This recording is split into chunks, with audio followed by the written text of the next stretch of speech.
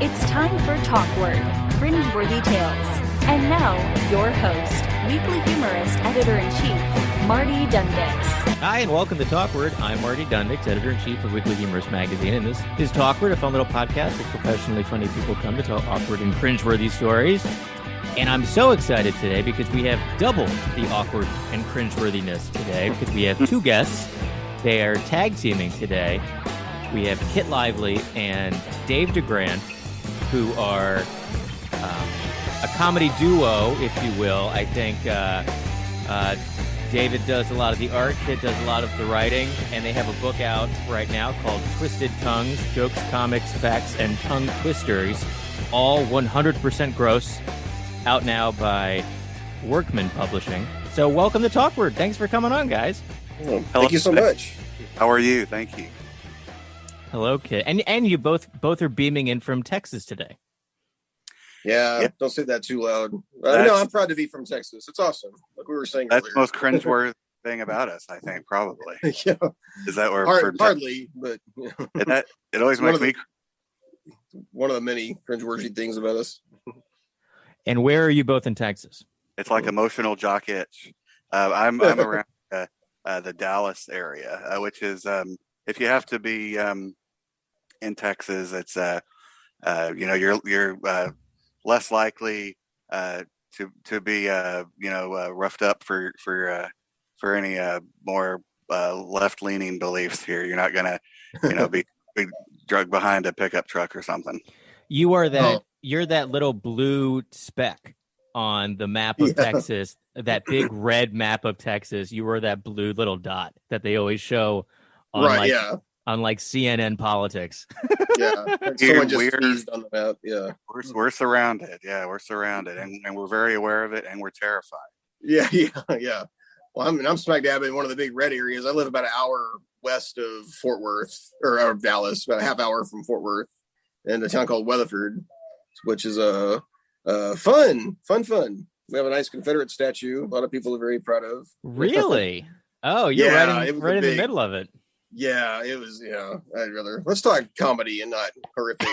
From the past. I actually have a friend who I knew in New York City, and she has family in Texas, and she moved from New York City to Texas to continue doing her Pilates work.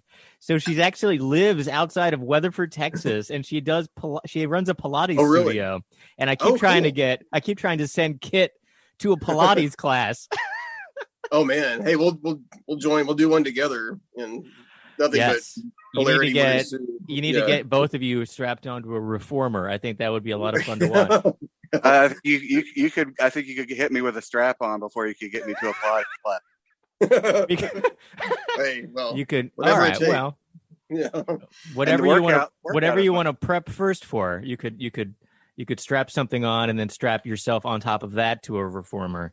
I've been prepping to receive a strap-on all day, using a series of gadgets and light bulbs and Pringles cans and so on. Oh, Pringles cans. Amateur. Wishful thinking, I know. Very limber. You're very limbered up. So you guys are a comedy team. You've been doing a lot of work together for a lot of years. I mean, I've seen a lot of your cartoons were in Mad Magazine. So Kit would write the jokes, and then Dave, you would draw the jokes. Correct. And you've had good collaboration. How long have you guys been collaborating, and how did you guys start working together? Oh gosh, David, maybe 15 years? It's been probably at least a decade. Yeah. It seems like. Yeah. I think it was just our mutual, I knew you were a contributor to Mad, and I think I started bugging you for hey, how'd you get into Mad? I want to get into Mad. Please. And then eventually they came across my work, and I started getting stuff published. And then since we knew each other, and I'm the only other person I knew in Texas that worked in Mad, it just seems like it was fate, for us to collaborate. And and since I don't like the hard part of actually coming up with funny ideas, that's where you come in. I just like to draw. So this is a great book, and we're going to put lots of little tidbits of the book, put it up on the website. And cool. We should feature some of this book on Weekly Humorist too, Kit, because there's some really fun things. I need to get a couple more copies of this. I need to get this for my nieces and nephews, because I think they would love this.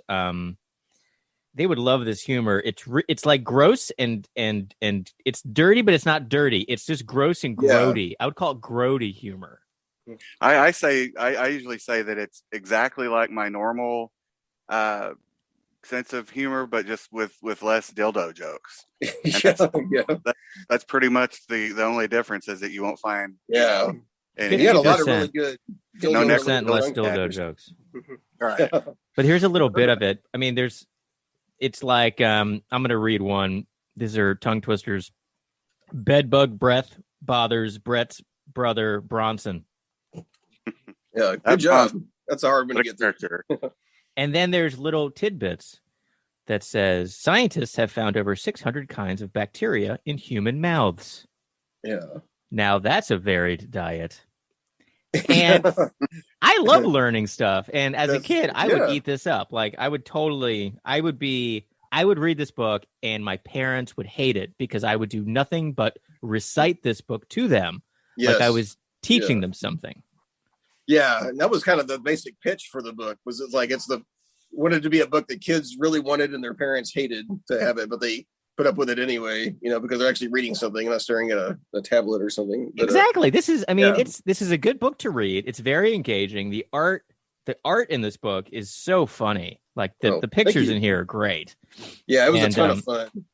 Yeah, David did an amazing job with that. We were so fun watching it come together, seeing the black and white versions of the drawings and then just imagining what it was going to look like in color. And it just came together. Scott Green.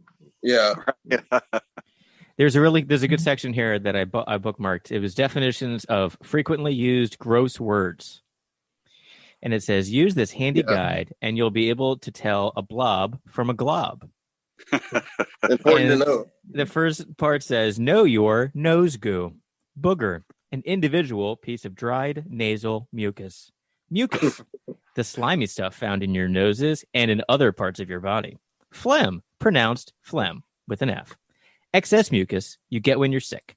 Snot, nasal mucus, whether it's dried and crusty or still moist. See, this is what textbooks be like. Yeah, this is like a textbook for this fun humor. That's the thing. You can say it's educational, while still being repulsive and gross, and those weird kids in the back of the classroom snickering about stuff. You're learning things. Yeah, you're learning stuff. I'm definitely giving this to. I have 3 nephews that are going to love this book, and they're going. Awesome. Both of my sisters are going to be very upset with me. Yeah, good. Hope it causes a family rift. No. As it should be, right? It'll make them read, but they're going to be saying snot and stuff, poop, pappies, pups, peed, peep, porpoise, poop. That's a tough one. That's a really hard one. These do get harder. Really... Oh yeah, I can't say any of these. I wrote them, but I can't say any of them. I don't think. Yeah, even typing them was difficult for you. Yeah. Dave, did you do all the book layout too? That was done by the design team. Again, I just had the fun job of just getting the ideas, and we worked with the amazing editor Chris Duffy, who was we worked a long time on SpongeBob comics, and he works at Workman now. And we pitched him this idea, and he's amazing to work with. He's the one that had the idea to have some comics in it too. So, he really saw the vision, if you could call it a vision for the book. We just had a dumb idea, and he was. Oh, go ahead. I would say he was invaluable for sure, because he really gave us some direction and kind of told us where to stand, and it really worked out. Yeah, it came together really well. So when you guys put this book idea together, how did you guys pitch a book like this? Did you do like a bunch, like maybe 10 twisted tongue twisters, and then you said, what if we did more than 10? And then he made you do like 1,000? But basically, it wasn't that. That's not much of an exaggeration. I think there's like maybe a couple 150 tongue twisters in there, and I bet that I wrote like 4 or 5 times that. That's why I was hoping that maybe there would be a sequel, and we could just just put it out and not have to do any work, because that's my favorite way to create something, to not have to actually do any work. Is there going to be a sequel?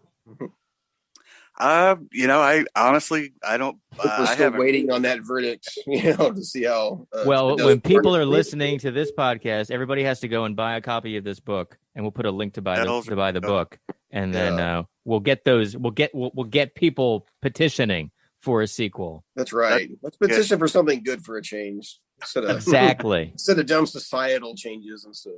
So when you guys first started working together at MAD, how did you guys meet? Like for the first time, at like one of those MAD meetup type things, or we were actually friends a little while before I started doing stuff for MAD. We would mostly see each other at comic conventions. We would usually have tables at several comic conventions a year, and so we would always hang out, and our wives and I would go together.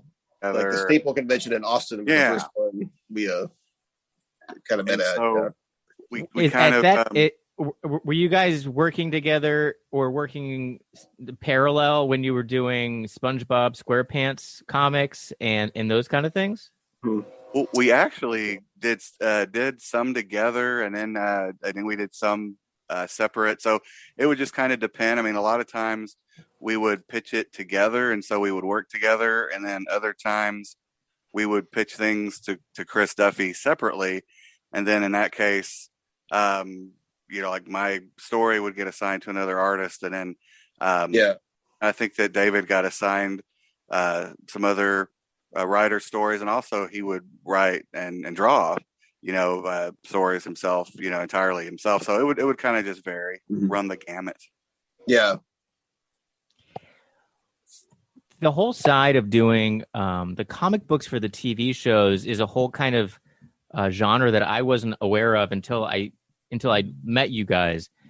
For people that don't know, there are comic books that are based off of the SpongeBob SquarePants TV show, and there are comic books that are based off of a lot of stuff. Like there's a Simpsons comic book.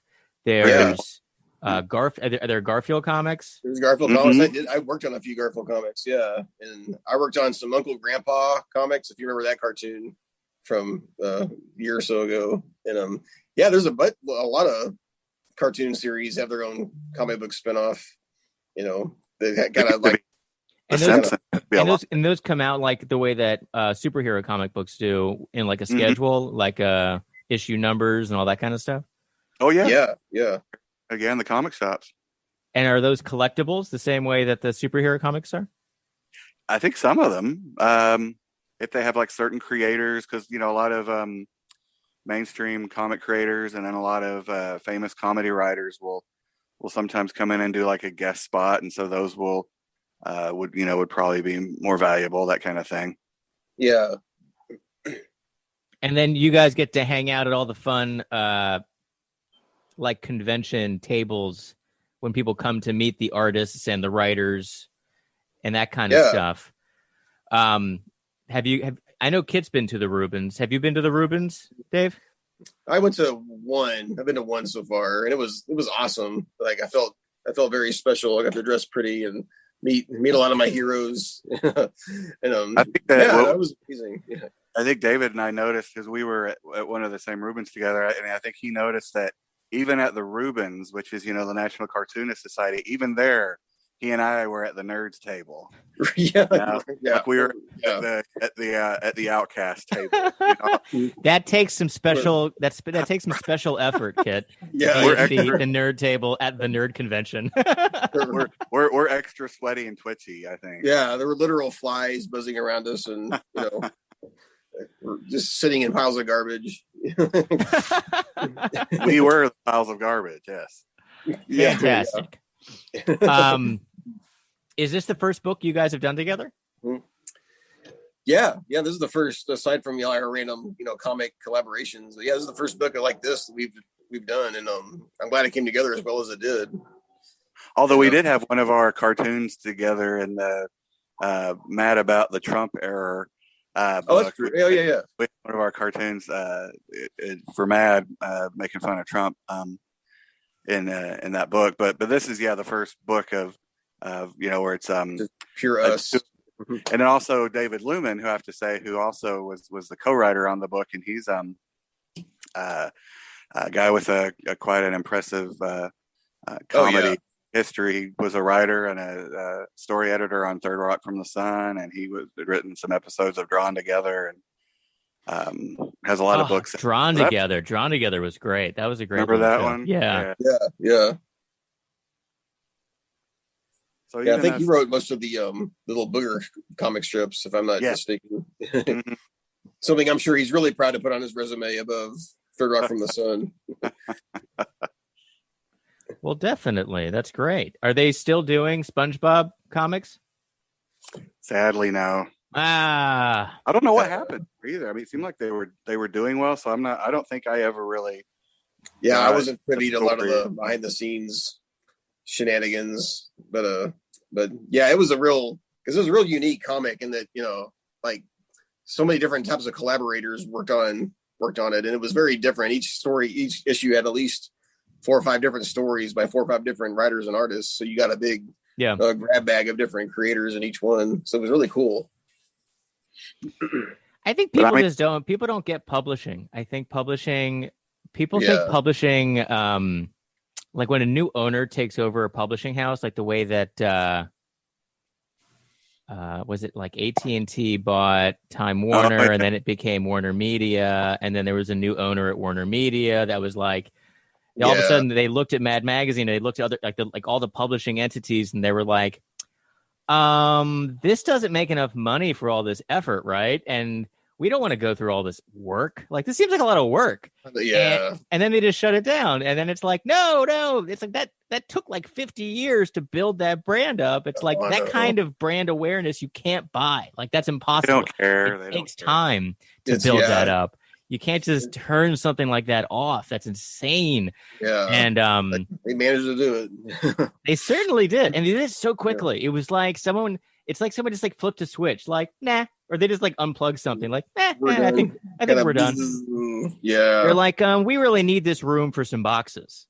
Right. So you guys are going to have to go down to the basement. It was like Office Space. We really need this office. So, yeah. And I'm glad that I was just, we were just freelancers, so we weren't completely, kicked out on the curb. It sucks to have lose a gig, but, yeah. But I mean, I was emotionally devastated. However, Kid is still emotionally devastated. Kid has been emotionally devastated in some way since I've met him. It doesn't take much. Makes you a good comedy writer. He's up and down. Yeah. A really fun project that I really enjoyed a lot from you, Dave, was Death Hacks. Oh, cool. Yeah. Thank you. So, I mean, such a cool project. Augenblick Studios is such an awesome place, such a neat, wonderful, cool animation studio. Amazing. And they do such fun stuff. And they're such a cool group of people. But then this particular show was so inventive because it was on Snapchat. It was like a TV show that was on Snapchat, and it was like a completely bonkers, fully animated show. So tell me all about Death Hacks. Okay. Yeah. Well, Death Hacks was a concept that Aaron Augenblick came up with, and he approached me a year or so ago to come up with the designs for it, and we were going to pitch it to networks as a fully fledged TV show, and didn't get much traction with that. But then he saw that Snapchat was accepting submissions for show ideas, and so he was like, "Okay, cool," and submitted to them, and they snatched it up, and it's perfect for them because like the show is making fun of like YouTube or influencer culture, so it's perfect for people staring at their phones, in that format. And it's just like we got to indulge our love of horror movies and cartoons and everything gross and weird and sadistic, in a fun little 3-minute little cartoon. Yeah, super fun. And then the ideas came together, and then I saw the show when it was like in its final phases, and it was like, with Thomas Middleditch and Kristen Shaw, and you're just like, what? How did they get these are big name actors on this Snapchat that was show. A surprise to me, to see their names on the promo stuff. I was blown away. I don't know how he managed that. Aaron's got connections like crazy. So I mean, they must have loved the project though too, because it was really a cool little it was a fun little project, and I've seen it. Yeah. It's been in like animation festivals, and it's been in some film festivals and stuff. Yeah, it's a really cool thing. Oh yeah. I hope we get to do more. I think we're waiting to see how well it went over at Snapchat headquarters, but they seem happy with it, and everyone I show it to loves it. They tell me they do. Very inventive type show. Very cool stuff. And you designed all the characters. Yeah. And you did all the. I was the main designer. I designed yeah. characters, backgrounds, all the props. I had to draw rusty chainsaws and drills and very cool. Was that your first? Was that your first animated show? Yeah, that's the first one I've worked on that actually got seen to like all the way through. Actually, got produced. I've done some design work on probably at least half a dozen ideas that didn't ever get picked up. But yeah, this is the first one, and this is my favorite one too that I did because it's perfectly in line with my sensibilities. I love horror movies. I love anything scary, gross, related to that. It was very horror comedy. It was like very you do gross oozing bloody stuff in a funny, approachable way. And I guess a lot of that Mad Magazine influence too. Like one of my favorite Mad artists of all time was Tom Bunk, who did I wanted to say that you remind me of Tom Bunk. You're very much like the Garbage Pail Kids, right? Yeah, another huge influence. So all that stuff, like I grew up in the 80s, it was, I always called it like the golden age of gross, where all that stuff was, like Garbage Pail Kids, Ren and Stimpy, Mad, all that weird slime was the rage, and and it's made a comeback now too. So we're hoping to. I used to love those. The Garbage Pail Kids cards were so collectible, and they had this like horribly stale gum that you would get in the Garbage Pail Kids cards. And but people wanted those cards. I mean, this is like the precursor to Pokemon. People collected these hilarious cards too. They had kind of like a resurgence over the past several years. Kit, what was your favorite Garbage Pail Kid? Do you remember any of them?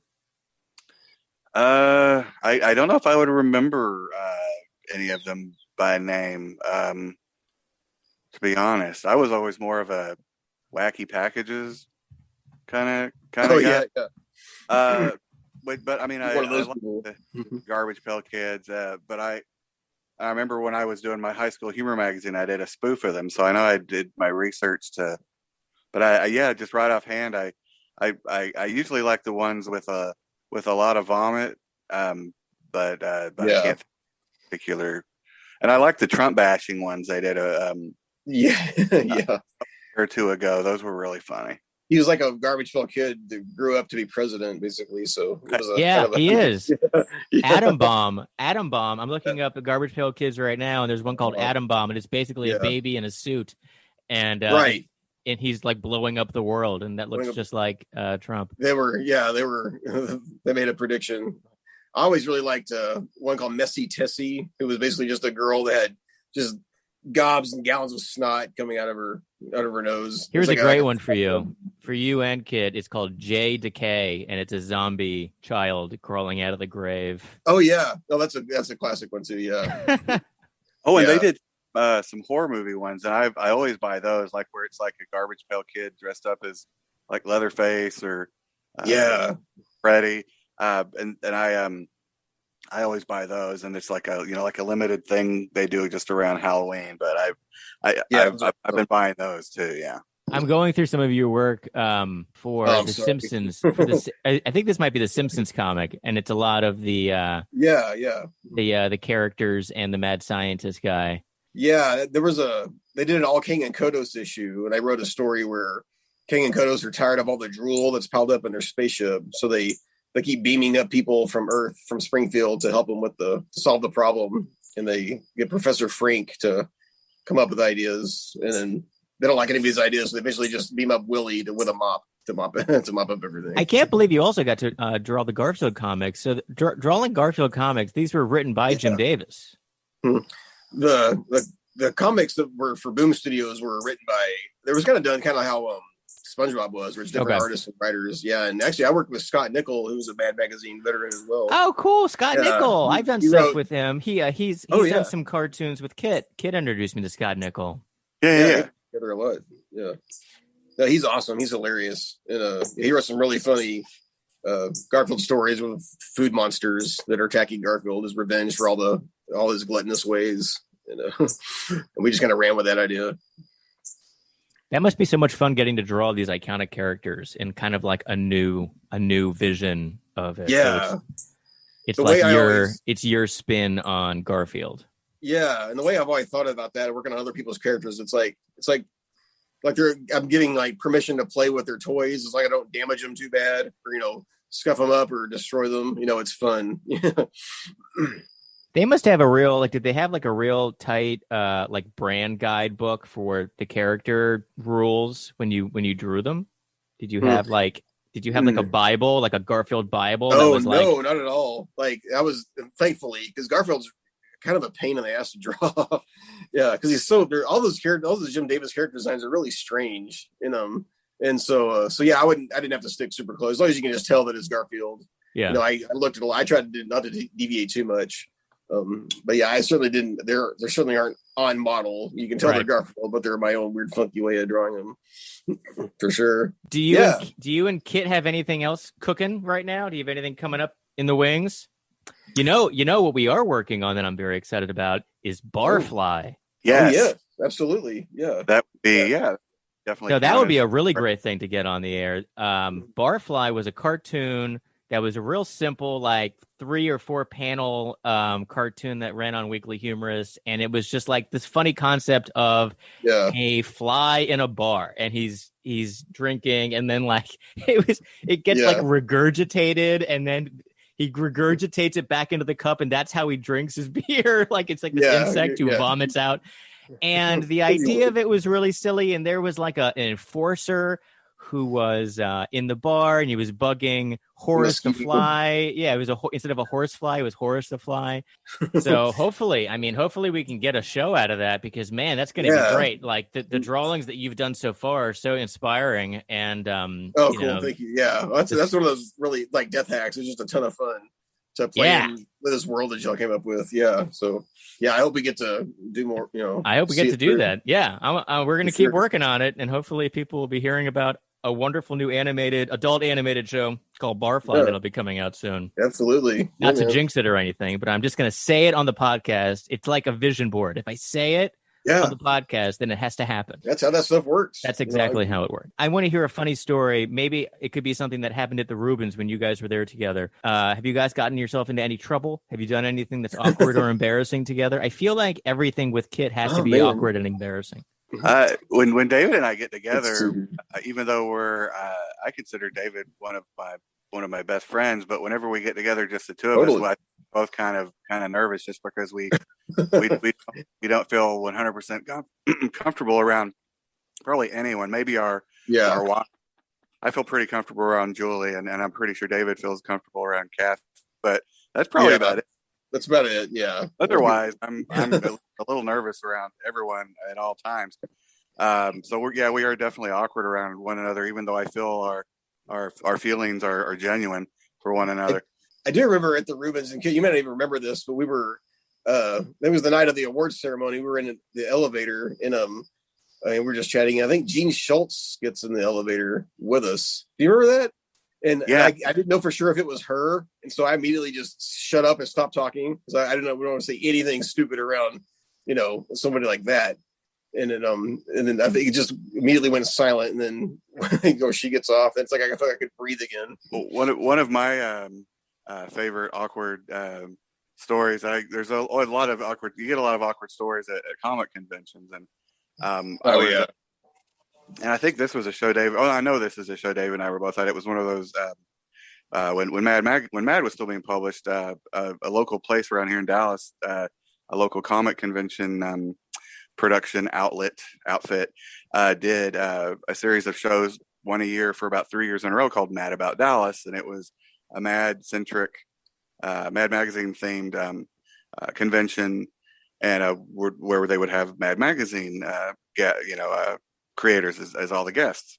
And so I was at one of these shows, and like a mom and her son came by, and they, he wanted an issue of Mad, and so made a selection and everything, and the mom was like, and this is the man who writes some of these comics in here, and then she bought it for him, and then she said, well, would you like him to sign it for you? And the kid just kind of stood there and kind of stone-facedly kind of regarded me for a moment or two, and then finally decided, nah.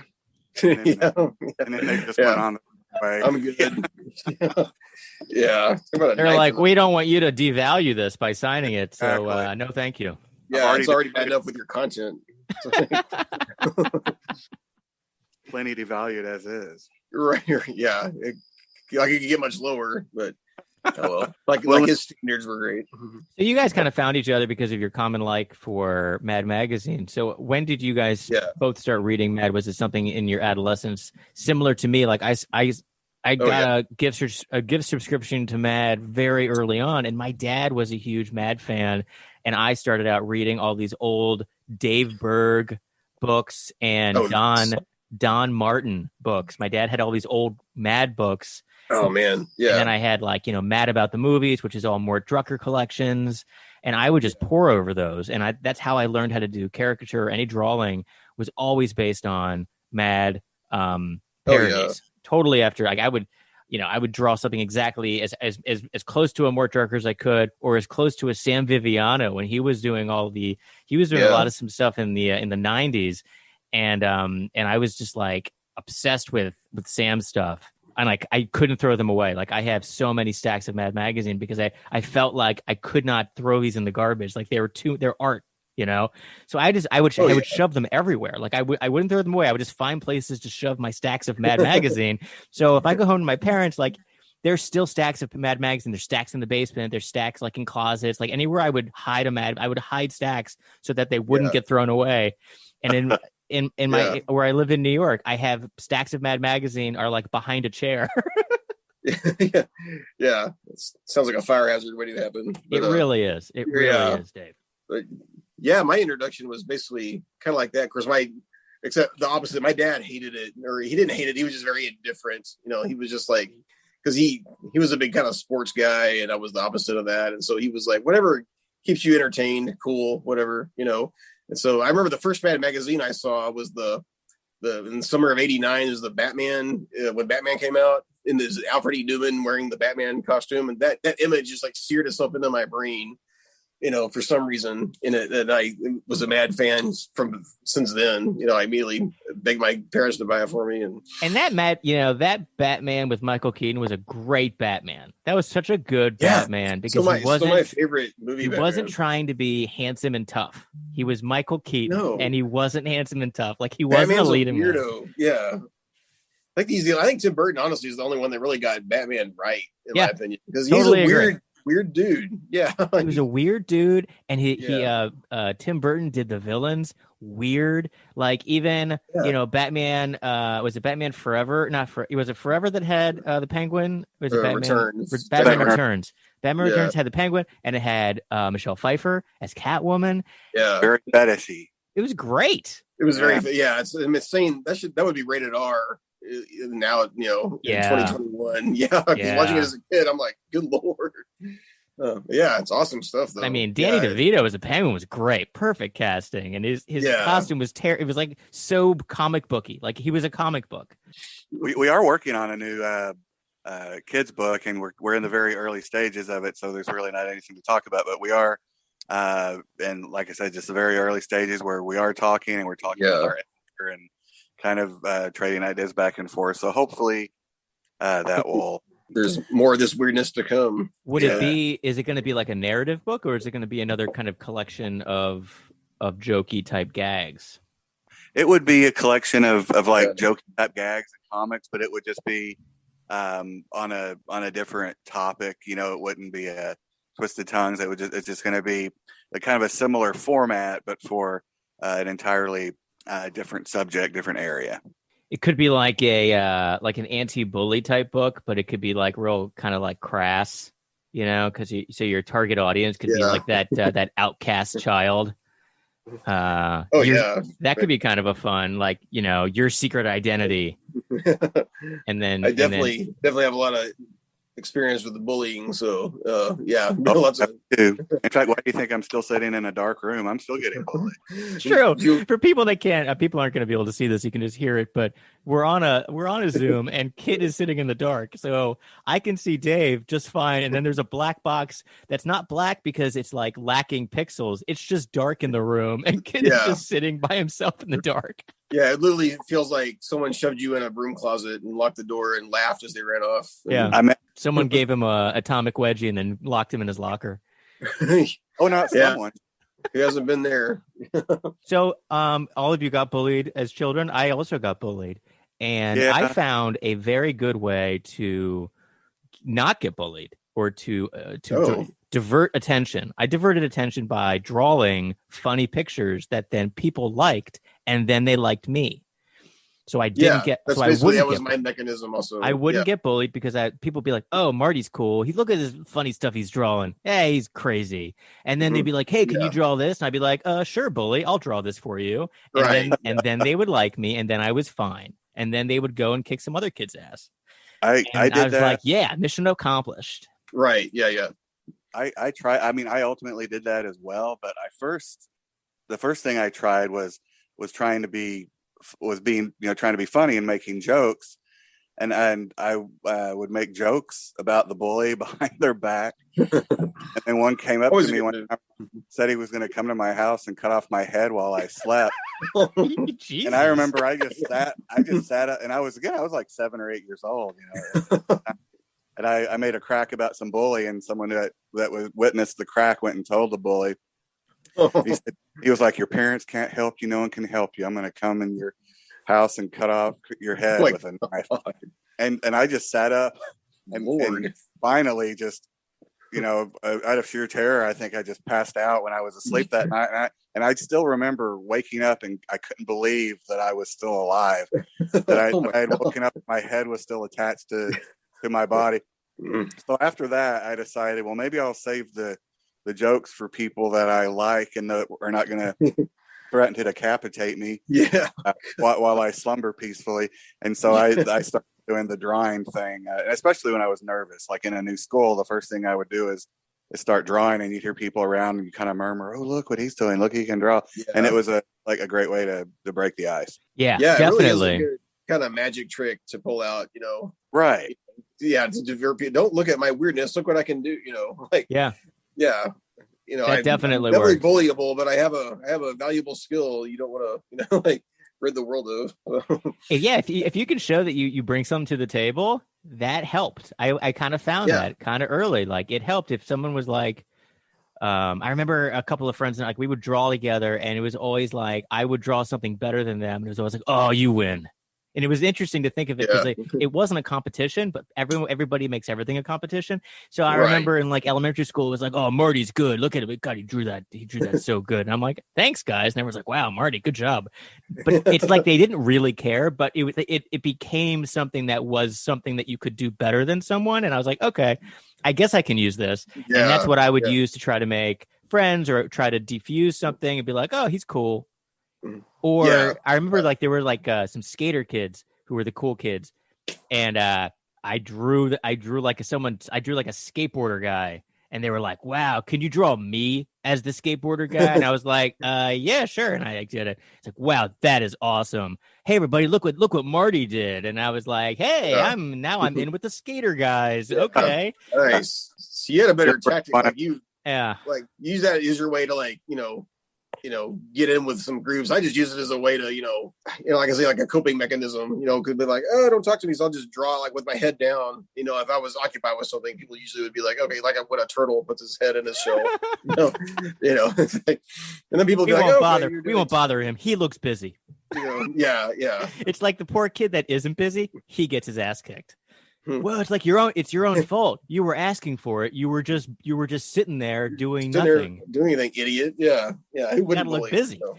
And looking busy is what you've learned also. If you're an adult in an office, if you just look busy, people won't give you more work because they're like, "He looks way too busy. I don't want to give him any more stuff to do." Yeah. So we need to actually write a book to encourage bullying, so that we have the cartoonists of the world, otherwise. Yes. Exactly. Yeah. That could be a section of your book. How to be a polite bully. Really? Yeah, one that encourages creativity with a hint of threatening overtones. Don't bully anybody if they're looking too busy or creative right now. Try to find that lone loser who just has nothing else better to do but to be a punching bag. Yeah. Absolutely. Yeah. Every school's got one. Just try not to be that kid. So when you guys are pitching a book, what's like a book pitch like for you? Like, how long does it take for you to put together an idea and then kind of refine it and then present it? Oh man. Yeah. It can kind of be a process, because what we originally, like with Twisted Tongues, we presented, I think, like 5 or 6 ideas, because we just wanted to just make a book, and then Chris Duffy, he liked the tongue twister angle, and then we started from there. We molded it and formed it into what it became, and that process took at least a few months, it seems like, on that book. And then and this one I think we're working on now, it's been at least a month or so since we hit on the initial idea. We're in kind of in that same early stage right now, where we presented Chris with I think 6 to 8 ideas for books, and then he gravitated to the one that we're continuing to develop, and now we're just kind of in that process where we're deciding, okay, we know what the crux of this book is going to be, but what is that going to involve? What are some potential titles? What exactly is going to be in the book? And so we're kind of like that, and so that when we get past this point, we'll have like a little pitch that he can show to his bosses, and who I think we're happy with how Twisted Tongues turned out. I think everyone at the book publisher what they tell us. I mean, we'll take their word for it. And so I think that maybe when they say, "Oh, here's the new idea from the guys who did Twisted Tongue," maybe that will sort of be like, "Okay, well, maybe this won't be too crappy." Wait and see. Yeah, it definitely helps to have one book, under our belts. Right. When pitching others.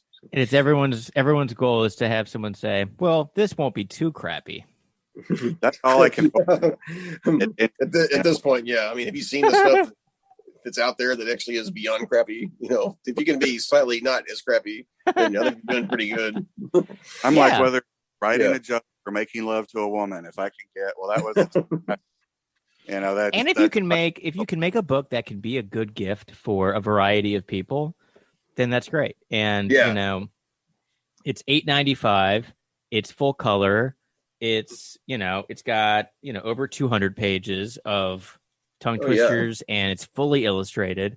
So it's like, this is a book that could keep somebody occupied for a while, and it's something that they would probably keep going back to. That's the goal. Sure. Yeah. Yeah.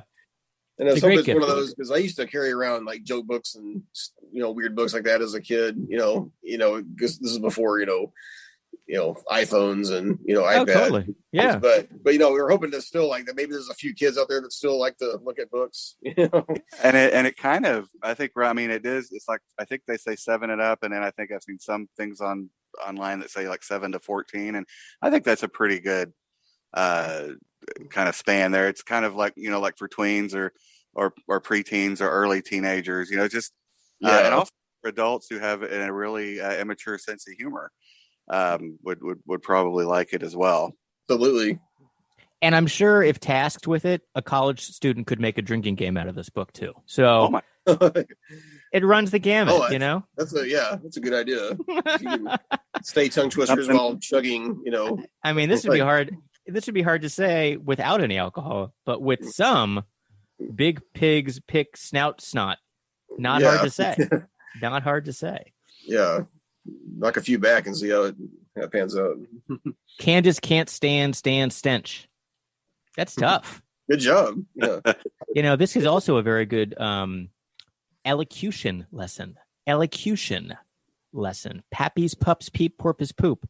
This is wonderful warm up for like a voiceover person or an actor who's about to go out to like do a monologue, and they're about to go out and do like Hamlet, and right before they're doing Hamlet, they say, "Cousin Ronald cuddles nasal noodles." Yeah. That's funny, because that's something Chris Duffy suggested. Like, look at, because he found a bunch of those online that people use to to do theater to warm up. And because you just trying to use like words that sound similar and trying to make them, come out succinct is very tricky to do. We use those as models for a lot of the twisters. Do you have a favorite twister in this book, each of you? I don't. I think I do. I have a couple. I think my favorite one is tapeworms take turns tasting Vern. That's a really good one. Yeah. And I think my other favorite one is Pete's Poots Pollute Polly's Pool Party. Yeah. I have a favorite illustration I did was the one for Plush Bus Plus Pus. And it's just this bus with just like this torrent of pus oozing out of it and a horrified onlooker. Ew. Yeah, I know. Yeah. It's pretty gnarly. It's on page 149 if you're trying to. I'm taking it up. I'm looking it up right now. 149. Yeah. Yes, plush bus plus pus, and there's like a bus, and it's just oozing green pus, and there's a horrified onlooker. Yeah, with a briefcase. I think my favorite illustration of David's is this one where it's puke pails pour plentifully painting Paul's Porsche, and then the way he drew it, were these guys pouring puke over this guy's Porsche, and you see their van. It's like it's a service they provide. But the funniest thing about it is you see the guy in the background just looking startled and horrified as he just walking up on his car being covered in vomit.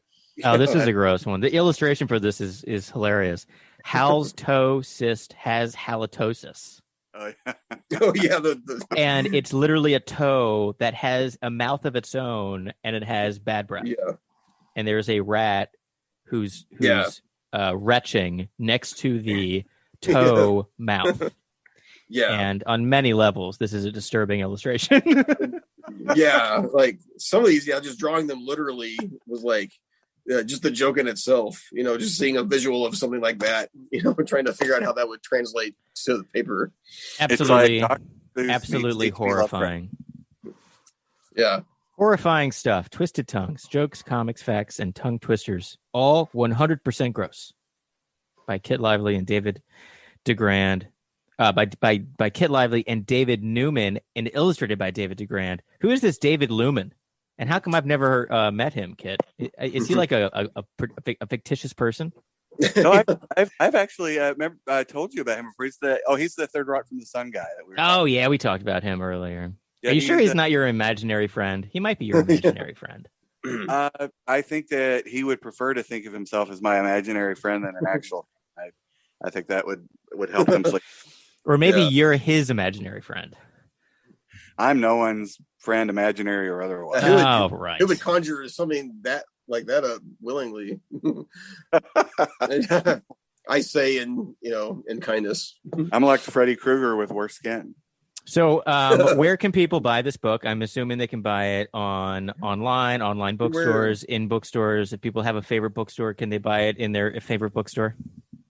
Yeah, I mean, I know for sure it's at all the Barnes and Nobles, and I think at Books A Million, and I think pretty much any, what do they call it, brick and mortar bookstores should have it. But then, of course, online as well, and probably very soon at used bookstores. Almost immediately. Yeah, within the next couple of weeks. Yeah. I don't know if I'd want a used copy of it, though. I mean, that's already gross enough.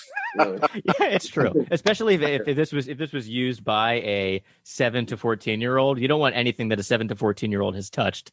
Yeah. It would be like those disgusting hands, Especially in this pandemic year. Yeah. This book has real boogers in it. It'd be like a pop-up book. Yeah. Exactly. Oh, yeah. There's actual BO and pus in this book now because it was handled by a 12-year-old boy. That is hard.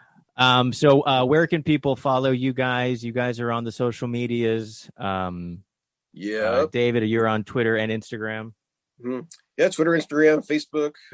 Just go to my website, DeGrandland.com, and you can see my portfolio of a lot of my artwork and all my social media links there.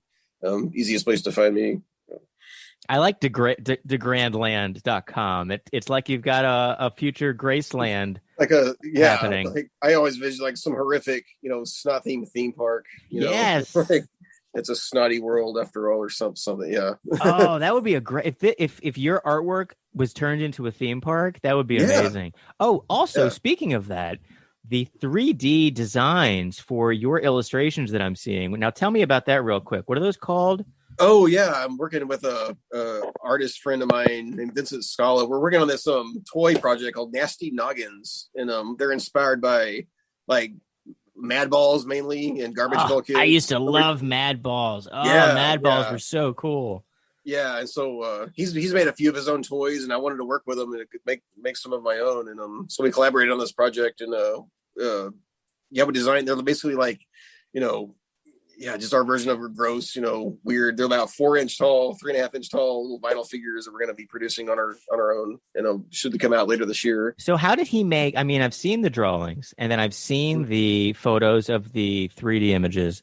How did they go from your 2D to that fully realized 3D? Because it looks great.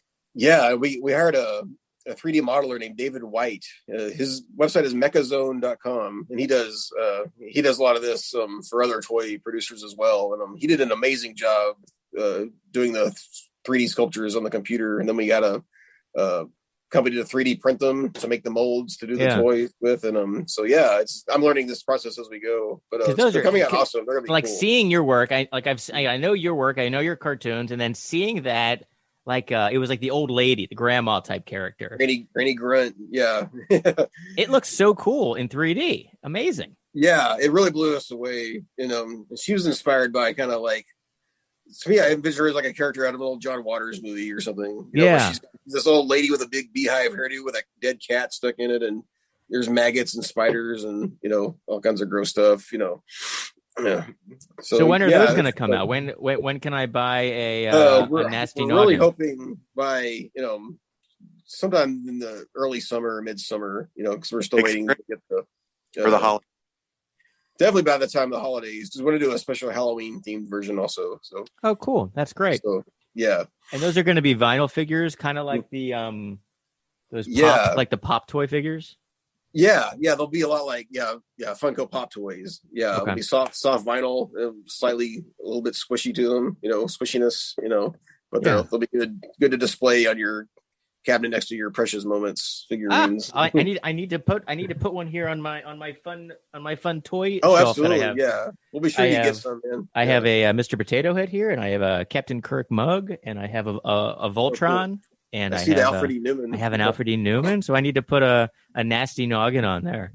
Yeah, absolutely. Too. Yeah. It's the kind of thing that you want on your shelf. Mm-hmm. These Nasty Noggins. Any sort of decent human being. Exactly. Exactly. Yeah. Kit, where are people going to follow you? Aren't you at Kit Lively? I am at Kit Lively. I'm on Instagram. You can also check out my profile on Farmers Only. But beyond that. And you can read lots of Kit Lively's disgusting humor on weeklyhumorist.com. It's wonderful to talk to both of you. Thanks so much for being on Talkward. I appreciate it. Yes. Thank you so much, man. This was a lot of fun. David DeGrand and Kit Lively, everybody. Follow them online. Go to DeGrandland.com and then just follow Kit wherever there's some sort of a dark corner of the internet. That's probably where Kit is sitting in the dark somewhere, literally. making horrible jokes. Couldn't be more correct. Exactly. The dark web is a description of the dark web is literally just Kit sitting in the dark talking to me on Zoom. That is exactly what the dark web is in reality. I cannot get any darker than this. Hey, well, thanks for listening. This is Talkward. Follow us online at Talkward Podcast on Instagram and Twitter, and subscribe to the podcast on iTunes or wherever you get your pods. Hey, thanks for listening, and we'll see you next time. Thanks for listening to Talkward. Please subscribe, follow us, and visit weeklyhumorist.com.